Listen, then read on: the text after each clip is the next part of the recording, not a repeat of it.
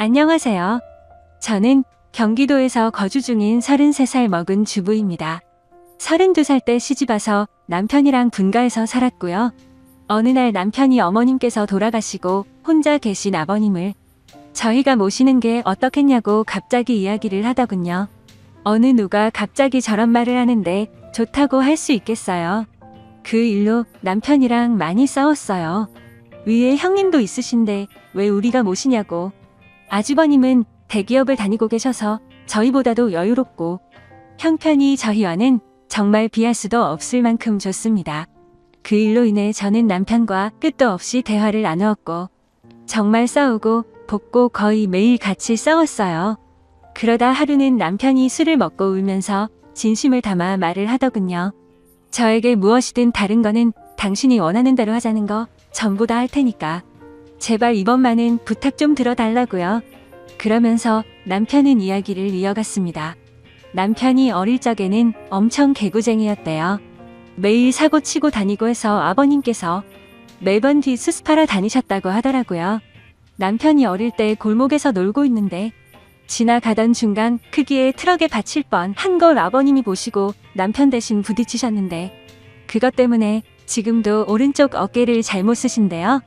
그리고 아버님 하시던 일이 노가다였는데 남편이 군 제대하고도 26살 때쯤까지 놀고 먹었더랍니다. 아버님이 남편을 늦게 낳으셔서 지금 아버님 연세가 68세 되세요. 남편은 33살이고요. 60세 넘으셨을 때도 노가다 하시면서 가족들 먹여 살리고 고생만 하셨다네요. 노가다를 오래 하면 시멘트 독이라고 하나? 하여튼 그거 때문에 손도 쩍쩍 갈라지셔서 겨울만 되면 많이 아파하신다고 하더라고요. 평생 모아 오신 재산으로 마련하셨던 조그만한 집도 아주버님이랑 남편 결혼할 때 집장만 해주신다고 파시고 지금은 월세 내면서 원룸에 들어가서 사신다고 하더라고요. 그런데 어머님까지 돌아가시고 혼자 계신 거 보니 마음이 아파서 눈물이 자주 난다고 하더라고요. 저희가 살림이 넉넉했으면 이런 걱정도 안 할 텐데요. 저는 집에서 살림을 하는 평범한 주부이고 남편은 혼자 직장을 다니는데 일반적인 중소기업을 다니고 이직한 지 얼마 되지 않아 한 달에 세후 150 정도를 벌어옵니다. 그런데 그걸로 아버님께서 오시면 아무래도 반찬도 지금보다는 더 신경을 써야 할 것 같고 여러 가지로 많이 힘들 것 같더라고요. 심지어 그때는 제가 임신을 했어서 아이가 3개월 차인데 모든 부분이 힘겹더라고요. 그럼에도 부유하셨던 형님께서는 절대 아버님을 못 모신다고 강력히 못 박으셨고 아주버님도 그럴 생각이 없다라고 남편이 말을 하더라고요. 저렇게 철벽 방어를 하는데 어떻게 하겠습니까? 그리고 남편이 진심 어린 말들을 저렇게까지 했는데요. 그래서 넉 달 전부터 아버님을 모시기로 하고 저희 집으로 아버님을 모셔왔습니다. 처음에는 아버님께서 오지 않으시려고 자꾸만 거절하시더라고요. 늙은이가 가봐야 집만 되고 눈치 보인다고 하시면서요. 하지만 남편이 매일같이 설득하고 우겨서 겨우 모셔왔습니다. 모셔온 첫날부터 여러모로 정말 신경이 쓰이더라고요. 그런데 우리 아버님 매번 반찬 신경 써서 정성껏 차려드리면 그걸 드시면서도 엄청 미안해하시면서 눈치를 보십니다. 가끔씩 고기 반찬이나 맛있는 음식을 해드리면 아버님께서는 드시지 않고 남겨두셨다가 저희 남편이 퇴근하고 돌아오면 남편을 먹이더라고요. 그리고 저 먹으라고 일부러 드시지도 않고요. 거기다가 하루는 장을 보고 집에 왔는데 아버님께서 바닥에 꿇어 앉아서 걸레질을 하고 계시더라고요. 저는 그 모습을 보고 깜짝 놀라서 걸레를 빼앗으려고 했더니 괜찮다고 하시면서 끝까지 고집을 부리시면서 청소를 끝마치시더라고요. 그리고 식사를 드시고 나면 곧바로 빈 그릇을 들고 가셔서 설거지도 하십니다. 아버님께 하지 말라고 몇 번을 말씀드리고 그릇들을 뺏어도 보지만 아버님은 설거지를 하시는 게 그게 마음이 편하시답니다. 제가 왜 아버님의 마음을 모르겠어요. 이 못난 며느리 눈치 보이시니 그렇게 행동하시는 거 압니다. 그래서 저도 정말 더 마음이 아픕니다. 남편이 몰래 아버님 용돈을 드려도 그거 안 쓰고 모아두었다가 저에게 용돈 하라고 주십니다. 그렇게 저희는 부유하진 않지만 서로 애틋하고 마음을 써가면서 하루하루를 지내고 있었습니다. 그런데 어제는 정말 너무 많이 슬퍼서 펑펑 울었습니다. 아버님께 죄인이라도 된 듯해서 눈물이 왈칵 나오는데 참을 수가 없더라고요. 한 달 전쯤부터 아버님께서 아침에 나가시면 저녁 때쯤 들어오시더라고요. 어디 놀러라도 가시는 것 같아서 용돈을 드려도 받으시지도 않고 웃으시면서 다녀올게 하시면서 매일 같이 나가셨습니다. 저는 그래서 그냥 집안에만 있으시기엔 답답하셔서 산책이라도 다녀오시다 보다 하고서 크게 생각을 하지는 않았습니다. 그런데 어제 장을 보러 슈퍼에 갔다가 아래층 주인 아주머니를 만나게 되었습니다. 그런데 그 주인 아주머니께서 제게 어렵게 말씀을 하시더라고요. 오다가 이 집 할아버지 봤는데 유모차에 박스 실어서 가던데. 이 말을 듣고 저는 상상조차 못해봤던 일에 깜짝 놀랐습니다. 네, 맞습니다. 아버님 아들집에 살면서 돈 한 푼 못 버시는 게 마음에 걸리셨는지 불편한 몸 이끄시고 하루하루 그렇게 박스 주우시면서 돈을 버셨더라고요. 저는 그 이야기를 듣고 장을 보다 말고 밖으로 뛰쳐나갔습니다. 아버님 찾으려고 이리저리 돌아다녀도 안 보이시더라고요.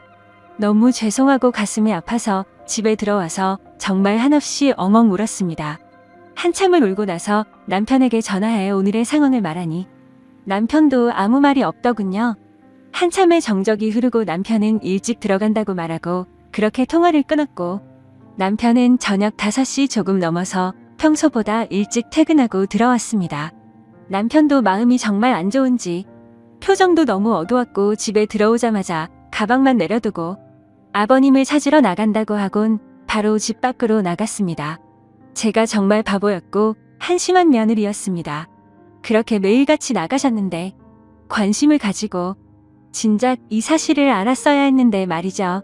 며칠 전부터 아버님께서 저 먹으라고 봉지에 들려주시던 과일과 과자들을 받으면서도 아버님께서 사오신 것인지 일을 해서 사온 것인가라는 생각도 못했다니 정말 한심스럽습니다. 못난 며느리 눈치 안 보셔도 되는데 그게 불편하셨던지 아들 집 오셔서도 편하게 지내지도 못하시고 매일같이 눈치만 보시다 불편하신 몸 이끌고 그렇게 일을 하고 계셨다니 친정의 저희 아빠도 고생만 하시다가 돌아가셨는데 돌아가신 아빠 생각도 나고 해서 그렇게 저는 또 다시 한참을 펑펑 울었습니다. 그날따라 아버님 웃으실 때 얼굴에 깊게 패인 많은 주름들과 평생 고생을 하셔서 손목에서 갈라진 피부가 자꾸 눈앞에 아른거리고 생각나면서 너무나도 죄송한 마음에 남편이 아버님이랑 들어올 때까지 울고 있었습니다. 남편이 아버님을 찾아 나가고 1시간 정도 좀 넘어서 남편이 아버님을 모시고 집으로 들어오더라고요. 아버님 들어오시면서도 제 눈치를 보시면서 뒤에 끌고 오던 유모차를 숨기시는 모습이 왜 그리 마음이 아플까요? 오히려 죄송해야 할 건 저인데요. 아버님께서 미안해하는 듯한 그런 모습이 가슴에 남아서 지금도 이 글을 적는데도 마음이 너무 아픕니다. 저는 아버님의 모습을 보자마자 아버님께 달려가서 죄송하다며 손을 꼭 붙잡고서 또 펑펑 울었습니다. 그러자 아버님께서는 매일 나 때문에 밥 차리느라 고생도 많고 편하게 있지 못하게 해서 내가 정말 미안하다면서 제 얼굴을 보면서 손을 꼭 붙잡아 주시면서 말씀하시는데 저는 눈물이 멈추지 않았습니다. 저는 그날 아버님의 손을 처음으로 만져봤습니다. 평생을 고생하시면서 지내온 아버님의 손, 심하게 갈라지신 손등과 굳은 살 베인 손에 마음이 너무 아팠어요. 방 안에 모시고 나서도 죄송하다며 그렇게 펑펑 울었습니다.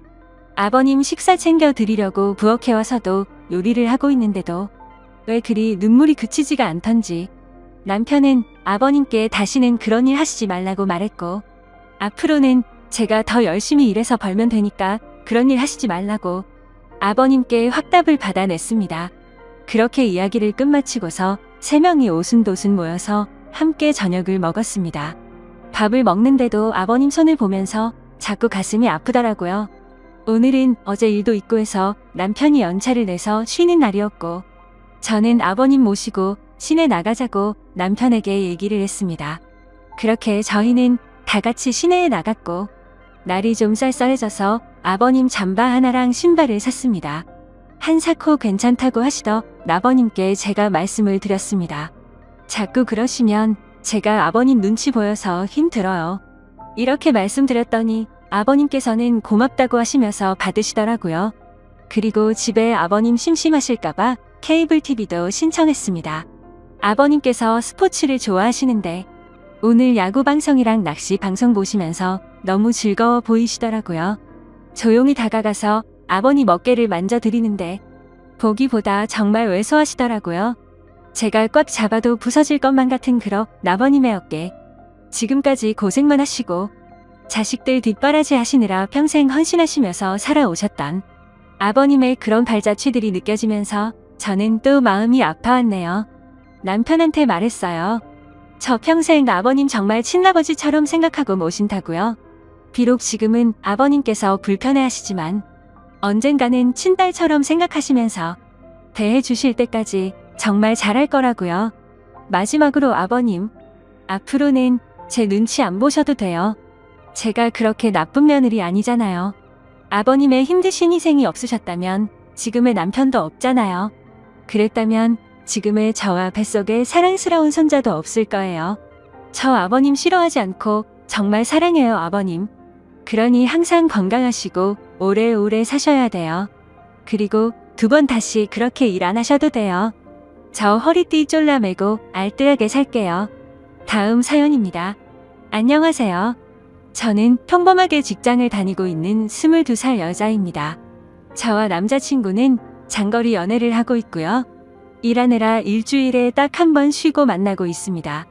그날마다 남자친구와 서로 지역을 오가면서 만나고 있고요. 그래서 이번 주에는 제가 남자친구가 있는 곳으로 갔습니다. 남자친구와 더 오래 있고 싶은 마음에 쉬는 날 전날이면 저는 항상 일이 끝나고 그 저녁에 버스를 타고서 남자친구네 동네를 갑니다.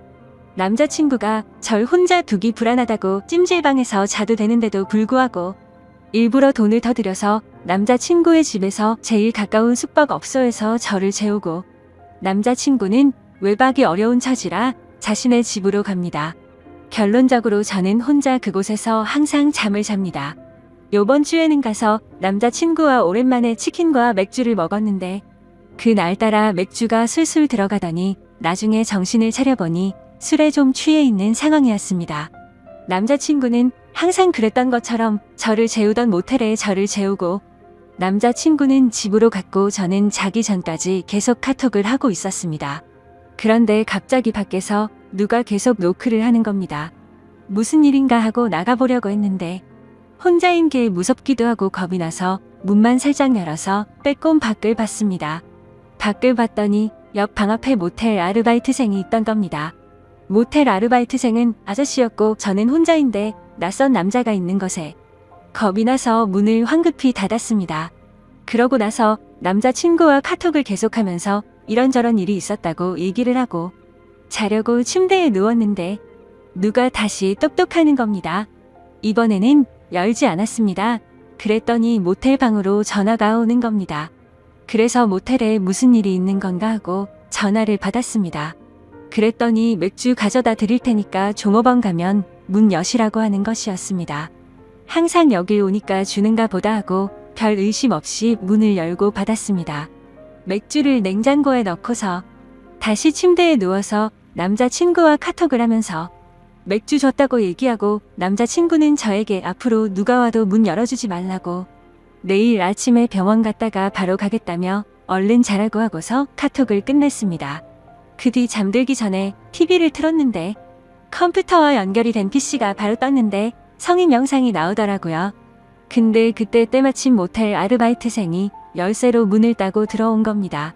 저는 이미 술이 좀 취해 있어서 그때는 그 아르바이트생이 문을 따고 들어온 줄 모르고 문이 열려 있어서 들어온 줄 알았습니다.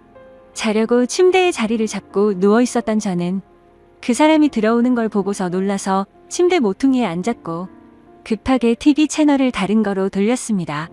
문제는 그때 술에 많이 취해 있어서 기억이 중간에 몇 부분이 나지는 않지만 왜곡되어서 기억되지는 않았습니다. 저는 채널을 돌리고서 무슨 일이시냐고 했고 그 사람의 대답은 기억이 제대로 나지를 않습니다.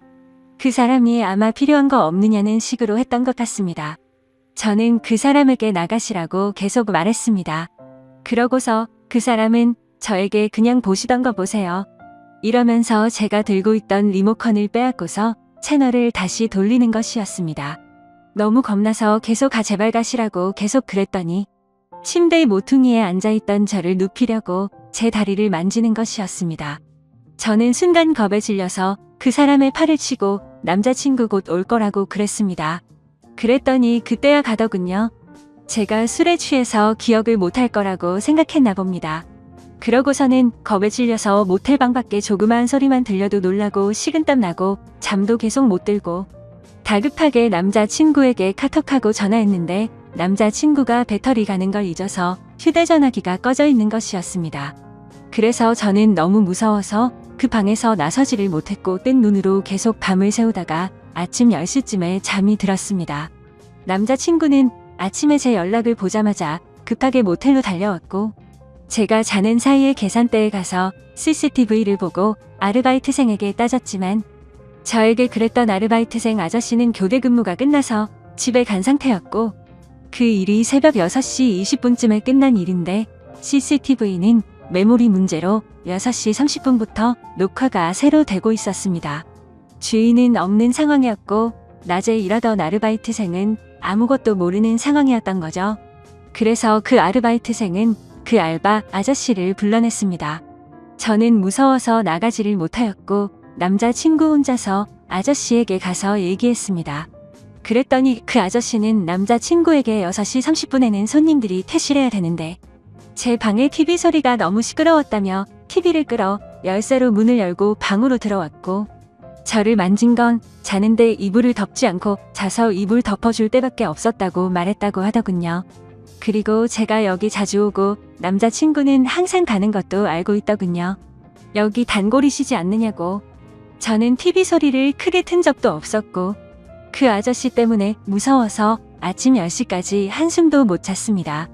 저는 그날 밤겁에 질려서 벌벌 떨면서 잠도 못 자고 밤새워 무서워했던 것도 그렇고 너무 억울하고 어이가 없어서 그 아저씨에게 가서 따졌습니다. 다시 말해보시라고. 아저씨가 언제 그러셨냐고. 그랬더니 도리어 그 아저씨는 자기가 언제 그랬냐면서 그러는 겁니다. 제가 술을 마셨어도 기억을 다 하고 있는데도 그 아저씨는 제가 술에 좀 취해 있던 것도 알고 남자친구가 갔다는 걸 알고서 계속 거짓말을 해댄 겁니다. 저는 더는 말해도 안 통하고 자기는 그런 적 없다고 할 것 같기도 하고 사실 이런 일이 처음이고 너무 당황스러워서 얘기하다가 눈물이 나와서 혼자 밖으로 나갔습니다. 경찰서를 가도 심증은 있지만 물증이 없어서 일만 더 복잡해질 것 같고 남자친구가 사는 지역에 계속 올 수도 없는 상황이어서 이런저런 생각을 한 저는 남자친구에게 그냥 나오라고 했습니다. 남자친구는 제가 나간 후에 조금 있다가 나왔고 아저씨와 계속 얘기를 해봤지만 끝까지 자기는 TV 소리 때문에 그랬다면서 모텔의 다른 고객들을 위해서 그랬다면서 새벽 6시 30분이 어떻게 손님들 퇴실 시간입니까? 제가 만약에 소리를 크게 틀고 있었다고 해도 여자 혼자 모텔방에 있는 걸 알면서도 문을 따고 들어오는 게 말이나 됩니까? 그리고 자는 제가 이불을 덮고 있지 않아서 이불을 덮어주느라 만졌다는 건 또 말이 됩니까? 변명해도 어떻게 그렇게 할까요? 집에 와서 생각해보니까 더 화가 나는 겁니다. 너무 억울하고 지금 가서 그깟 5만원 던져주고서 경찰서 가자고 하고 싶습니다. 하지만 그럴 시간도 안 되고 어제도 밤에 울면서 남자친구와 전화했습니다. 내가 대체 뭘 잘못했길래 이런 일을 당해야 하느냐고. 너무 억울하다고. 심증은 있는데 물증도 없는 지금. 물증이라고는 모텔에 그 아저씨가 들고 왔던 맥주와 새우깡이 있었고 카톡으로 실시간으로 남자친구와 얘기했던 내용이 전부입니다. 그 자리에서 마음 다 풀릴 때까지 해결하고 오지 못하고 바보처럼 제대로 따지지도 못한 저 자신에게 너무 화가 납니다. 남자친구도 자신이 지켜주지 못해서 정말 미안하라면서 죄책감을 느끼고 있습니다. 그래서 이젠 남자친구에게도 얘기하지 못할 것 같습니다. 어떻게 해야 하나요? 누군가에게 말을 한다고 해결되는 것도 아니고 그냥 답답한 마음에 여기에다가 글을 씁니다. 자작 글도 아니고 정말 상처받고 놀라고 힘들었으니까. 악성 댓글은 달지 말아주세요. 여자분들은 조심하세요. 찜질방은 위험해서 남자친구가 돈 더 들여가면서 재웠는데 누가 이런 일이 생길 줄 알았겠어요. 고민 들어주셔서 감사합니다.